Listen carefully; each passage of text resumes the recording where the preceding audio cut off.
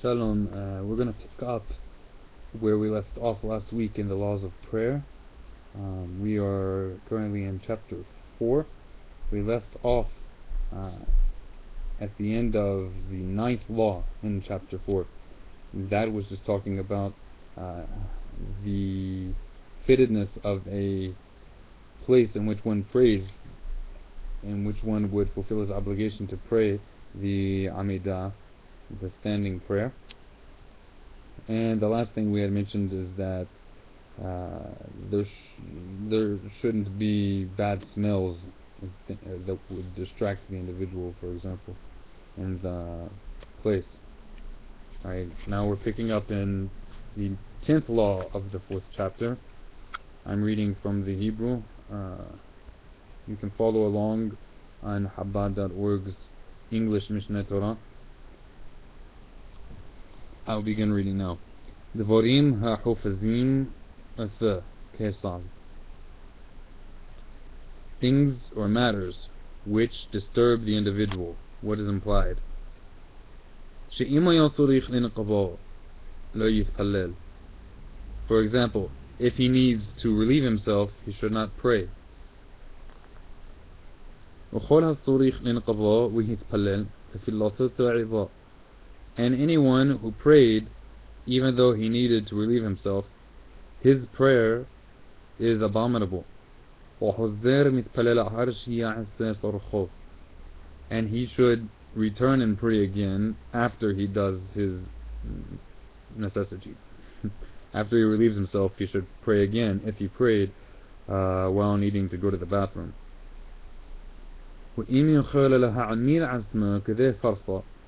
And if he was able to hold it the distance of a parsa, let me try to see if I can get for you a more descriptive concept than parsa.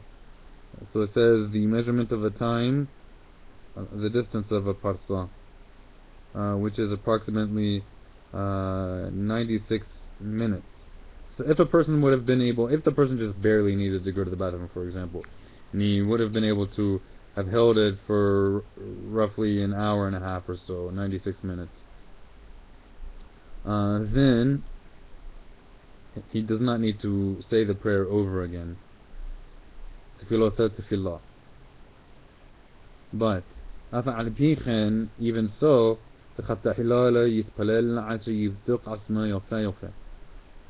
even so, if one was only barely needed to go to the bathroom, and he prayed, and he didn't need to go to the bathroom to the extent that he would be required to pray the prayer again, yet despite this, on the outset the person shouldn't pray unless he checks himself thoroughly to see whether or not he needs to go to the bathroom.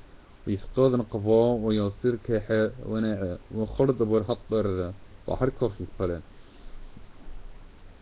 a person should thoroughly check himself before he prays on the outset. Checking out the commentary.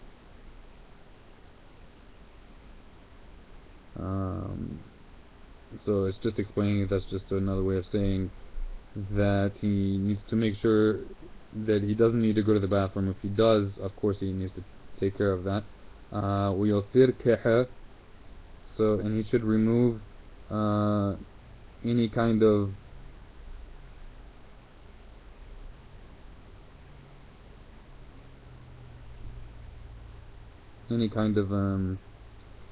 like mucus or substance from his mouth or from his nose.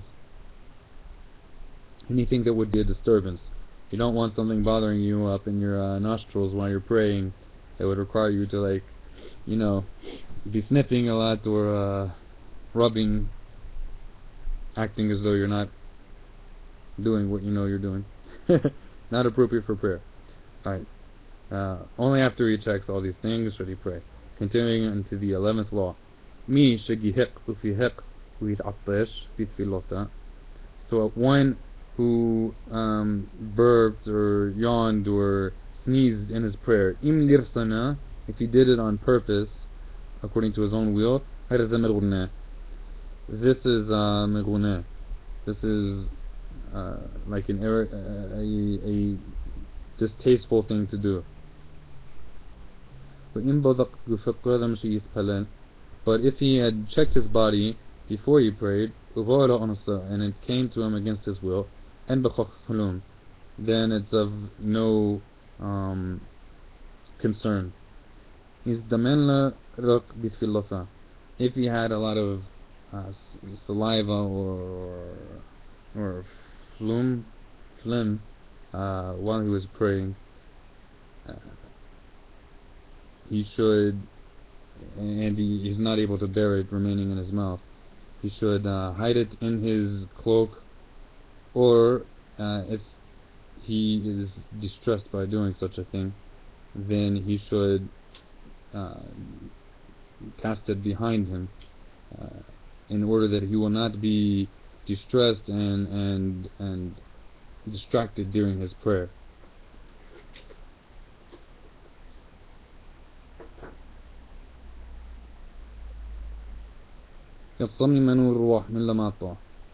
If there came forth out of him a wind from below, giving you a very literal translation there, so if he had a gaseous admission while he was standing in prayer against his will, unexpectedly, he should stop praying. He should be quiet until it finishes and subsides, and then he returns to his prayer. The 12th law.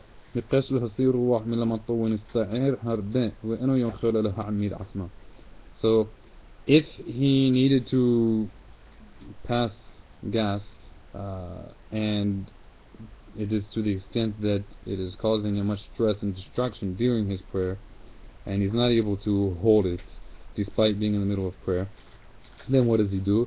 So in such a case, he should take 4 steps, 4 cubits back from where he's standing, and wait until the gas subsides, and then he states the following. He says, O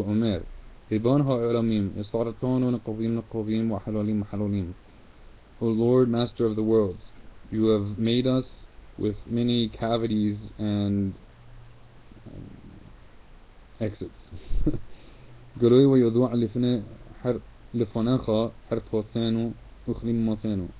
So it is known and revealed before you our shame and our lowliness. Our shame and our lowliness, both in our lives, and worms and rottenness in our death. So you acknowledge your baseness out of shame for not having checked oneself well enough before praying, and then he returns to where he left off in the prayer. The 13th law. So if one was in the middle of standing and he started having some sort of urinary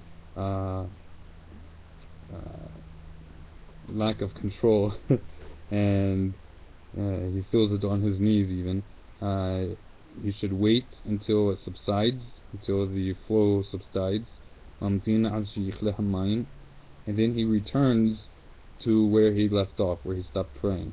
And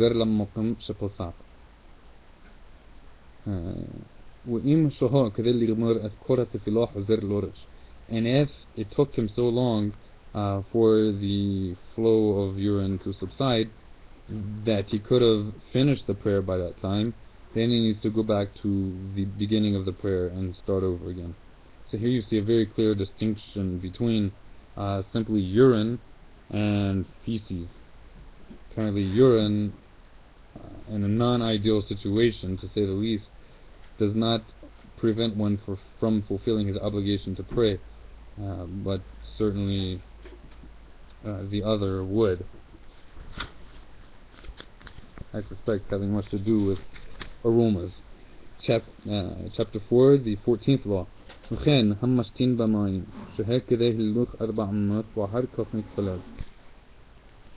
So what we just read beforehand had to do with merely a dripping of water. But now if one all out peed during his prayer, keep in mind not everybody's young. As someone who took care of a 100-something-year-old individual, I know. So if one all out peed while he was in the middle of prayer, you should wait the amount of time it takes to go 4 cubits, and then once it's finished, I'm sorry, total misunderstanding of this law. So before, the wording was like a dripping of water, but that was the peeing. And here what it's talking about is if somebody peed apparently before he prayed, then he should wait the amount of time it takes to walk 4 cubits, and then he should pray. So you shouldn't start praying immediately after peeing. That's because one probably drips a little bit even after without realizing it. And one who prayed, so one who finished praying, he shouldn't run off and go immediately pee if he needed to suddenly during prayer. But rather, even he, once he finishes praying, he should wait the amount of time that it takes to go 4 cubits, which is not much time at all, and then he pees. He shouldn't just, feel so oblivious to standing in the presence of God and the holiness of awareness of God's greatness that he would just get to business 1 second after using it. So this is all for the reason that the words of prayer should cease from his mouth.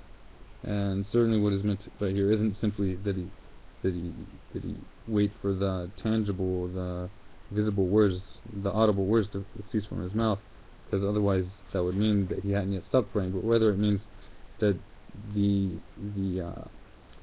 that his consciousness would make a distinction between the consciousness of standing before God, meaning standing in awe of God's greatness, and the reverence that one should have in that situation, and distinguish between that and the state of using the bathroom. Because as taught elsewhere, when we use the bathroom, we're not supposed to be thinking words of Torah. The 15th law, so the intention of the heart, what is implied? How must it be done? Any prayer that is prayed without intention is not really prayer. And if one prayed, recited, without intention, so if one recited without actually having intention, then he needs to say the prayer again. So if he found his state of mind disturbed, confused, and his heart distracted, it is forbidden for him to pray until his mind settles. Therefore, one who came from a trip and he's tired and exhausted and uncomfortable, it is forbidden for him to pray until his mind is settled. The sages said, the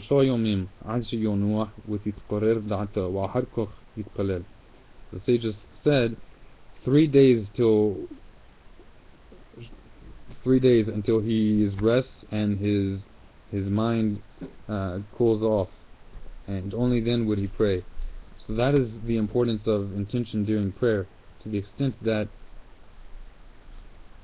one should even not pray for a full day or even 3 days if standing up and the reciting of our prayers during that time would merely be hot air coming forth from his mouth, and not actually something of meaning that would connect him to his Creator and affect him in the way that he lives his life afterwards. I think that says a lot for how the way synagogue services are carried out in our times. to our pain. Nearing the end of chapter 4, we are now on the 16th law. So what is implied by intention? That one should clear his mind, his heart, from all thoughts, all foreign thoughts. And he should envision himself or see himself as though he is standing before the Shekhinah. Here you should know what is meant by Shekhinah. Shekhinah is not the physical, it has more than one use. The intention here is not that he should envision himself before some kind of image, God forbid, but that he should envision himself before the presence of God, meaning he should imagine himself in awe of what he's able to perceive of God's greatness. Therefore, for this reason, a person should sit a bit before he prays, in order to give his heart intention, to direct his heart to God.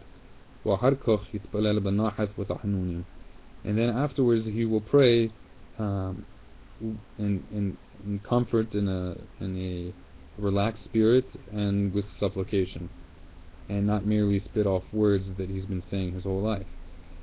That's my 2 cents thrown in there. And in doing so, he will not make his prayer like one who throws off a burden, merely spitting out the words as fast as he can to get on with what he really wants to be doing. As one who simply casts off his burden and goes on his own way.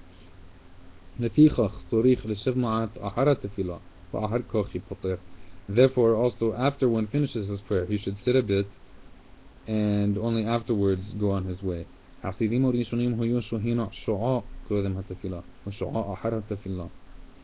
The early pious individuals of the people of Israel used to wait a full hour before they would pray, and then they would wait an entire hour after they would pray, and they would elongate and lengthen their prayer a full hour.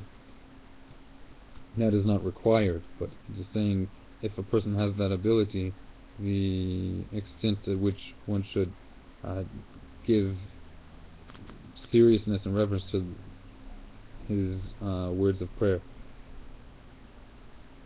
The 17th law. Shikur al yitpalel.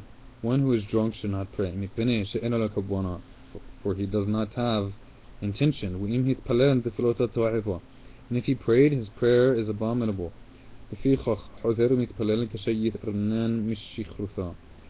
In such a case, he should therefore wait until he is renewed from his drunkenness. One who is tipsy should not pray. But if he prayed, his prayer counts. His prayer is regarded as valid, and he will not need to have to pray the prayer again after he's no longer tipsy.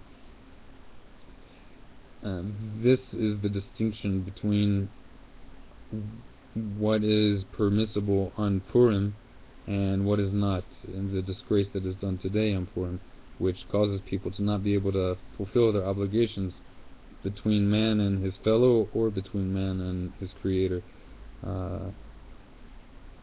God help us, is all I can say about that. Ezehu shikur, ezehu shotuin. So what is one who is flat out drunk and one who is merely tipsy? Shikur, one who is drunk. One who is drunk is one who would not be able to speak with dignity before a king. And one who is tipsy, so one who is tipsy would be able to speak before a king without having his words confused. So by tipsy, we don't mean somebody who is able to walk a chalk line but still feels like his head is spinning to the extent that he wouldn't be able to express himself. Rather, he's probably just lightheaded. he's still able to express himself before one of dignity, a king. أفعل بيخان, even though since one drunk a ربيعيت of wine, ربيعيت is a certain volume of liquid, roughly what could fit in regular little plastic cups you find next to coolers.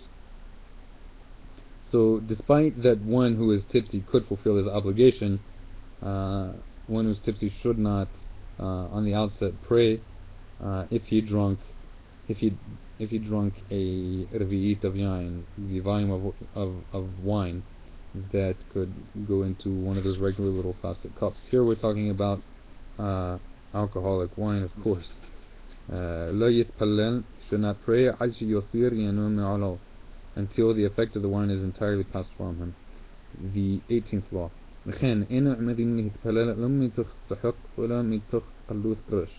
And likewise, one should not stand to pray immediately out of the midst of laughter and lightheadedness, not in the medical sense, but lightheadedness in the sense of jesting and playfulness.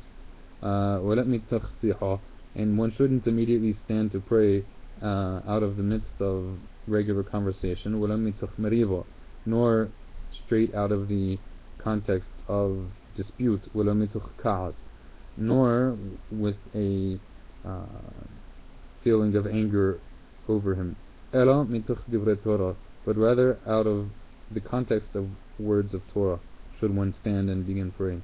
Nor should one stand to pray straight out of the words of law, even though they are regarded as words of Torah. This is so that his mind will not be distracted from prayer in the different ways at which the law could be applied or should be applied. Unless it is words of Jewish law, halakha, that is something that is already expressed and is not something that requires investigation. For example, already clarified law. The 19th halakha of chapter 4. So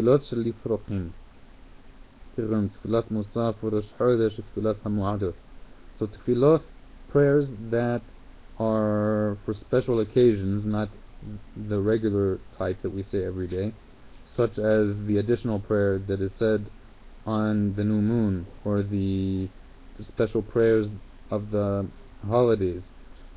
So for these special and rare occasions, even if they're only once a month, such as the additional prayer said on the new moon, one, before he prays, should order the prayers in his mouth. He should review the prayers in his mouth before he stands to pray, in order that he will not stumble in the words. This is an indication of a principle that has been lost in modern Judaism, that ideally a person is not praying simply from a book, but his prayer is supposed to be fluid in his mouth, so that he can direct his thoughts to God and join and express himself with the words of prayer in unison with their meaning. And this is much more easy to do with one's eyes closed, as you will find written in the next chapter, with his heart turned towards God and not simply staring in a book where he could be distracted by notes or whatnot. People, although they didn't have a printing press at the time, were able to write Jewish prayers down, but they didn't. They were assumed to be able to say them by memory out loud. And this is the whole reason for the prayer leader repeating the entirety of Jewish prayer morning and afternoon, because people are supposed to be learning them by memory, not simply out of books. Also, if you learn the laws regarding prostrating in prayer, it becomes clear that holding a siddur would make that kind of cumbersome. Not that it's impossible. Alright, so the final law, chapter, the second part of chapter 19, and second part of law 19 in chapter 4. If a person was walking in a dangerous location, in a place of pirates or bandits, and where dangerous animals could attack, and the time for prayer arrived, one says only one blessing, and this is the blessing: the needs of your people Israel are multiplied without tamq, and their knowledge is limited. May it be your will, O Lord our God,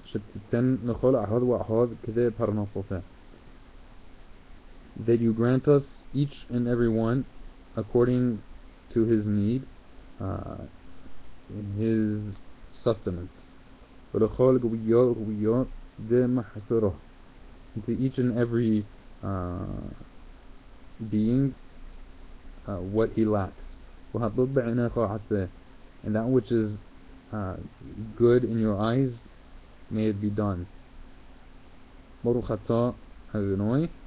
are you, O transcendent Lord, who hears prayer. And this prayer, in one blessing, which one says in replacement of the regular prayer that you would say in any other situation, this short prayer that you say in a dangerous situation, you're able to say while you walk on your way, even on the outset in such a situation. If you're able to stand without endangering yourself, then you stand. So when he arrives at a place where people dwell, a safe place, and his mind is settled, then he should go and say the prayer again for that particular prayer time, according to its standardized version, the 419 blessings. That we conclude the laws of prayer, chapter 4. The next chapter regards the 8 matters that a person should be careful to do when praying, but if he doesn't do them, they do not invalidate his prayer. Till then, you guys have a great Shabbat. Shabbat Shalom.